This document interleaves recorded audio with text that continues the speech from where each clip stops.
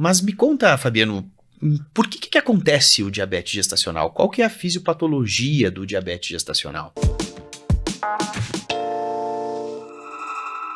Jader, o grande ponto aqui são hormônios produtores secretados pela placenta. E o que acontece na gestação? Existe uma predisposição a uma resistência insulínica. Que hormônios são esses? O lactogênio placentário, o cortisol, a prolactina, o hormônio de crescimento. Então, à medida que a gestação vai evoluindo, a resistência insulínica também vai aumentando. E é por isso que muitas vezes a mulher, às vezes no começo da gestação, não tem diagnóstico de diabetes, não faz diagnóstico de diabetes gestacional, mas a gente tem aquela indicação de fazer o teste oral de tolerância à glicose entre 24 e 28 semanas, justamente pensando nessas mulheres que vão evoluir com o quadro de diabetes. E o aumento do hormônio lactogênio placentário, ele é constante, né? Ele vai aumentando ao longo de toda a gestação. Né? Ao longo de toda a gestação. Existe uma situação em que esse hormônio pode começar a diminuir. Se houver insuficiência placentária em algum momento. Então, é até interessante que às vezes mulheres que estão insulinizadas, às vezes elas estão com um controle glicêmico perfeito. De repente, elas começam a fazer hipoglicemia. Nesse momento, a gente tem que suspeitar que essa mulher está fazendo um quadro de insuficiência placentária. Então, e quais são as repercussões para o feto, Fabiano, do diabetes gestacional em si? Bom, a mais conhecida de todo mundo, sem dúvida nenhuma, é a macrosomia. Mas macrosomia a gente tem que até clarear que macrosomia, o diagnóstico de macrosomia é quando a gente tem um bebê maior do que 4 quilos. Mas muitas vezes o que a gente tem também é um feto grande para a idade gestacional. Porque se a gente faz o diagnóstico acima do percentil 90, por exemplo, de peso, ali por volta de 30 semanas, 32 semanas, o bebê não vai ter 4 quilos ainda. Né? Mas ele vai ser grande para a idade gestacional. E isso também é um critério diagnóstico de alteração fetal, de repercussão fetal. Mas a gente tem várias outras repercussões. Polidrâmino, simplesmente porque passa mais glicose para o feto, né? E essa passagem de glicose faz com que o feto também filtre mais, aumente o ritmo de filtração glomerular pelo excesso de glicose no sangue. Com isso, esse feto urina mais e aumenta o líquido amniótico, por isso o polidrâmino. Outra repercussão que é frequente, já que a gente observa na prática clínica, é que esse excesso de glicose faz com que o feto aumente a insulina própria.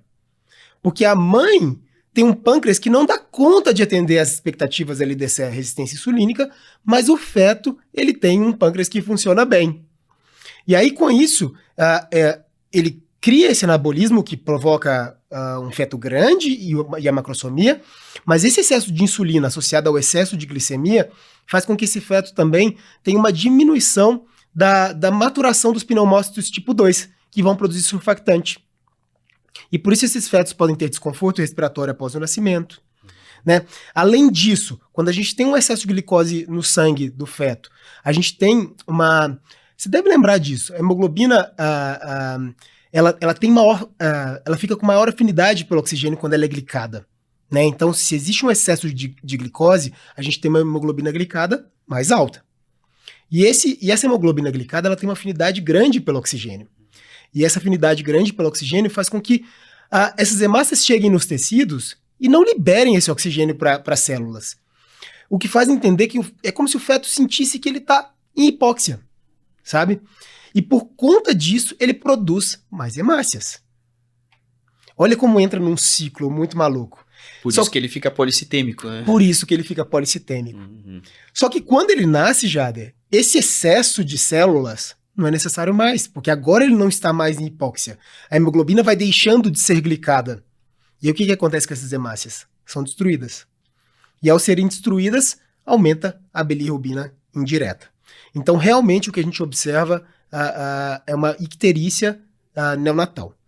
Agora, imagine um cenário. A gente tem um excesso de glicose, um excesso de hemácia e hipóxia.